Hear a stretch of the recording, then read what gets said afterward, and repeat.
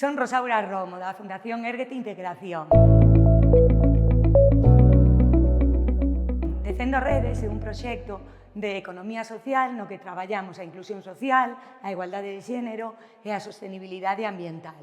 A través da reciclaxe de residuos de redes de pesca, formamos a persoas privadas de liberdade nese oficio. Esa formación permite ás persoas que están nos centros penitenciarios en crear elementos novos con esas redes para colexios, comunidades. Esa formación capacita ás persoas que están nos centros penitenciarios e lles axuda a ter competencias laborais e sociais, convertindo esas redes en novos elementos para a sociedade, como poden ser canastas, porterías, bolsas, camisetas, etc.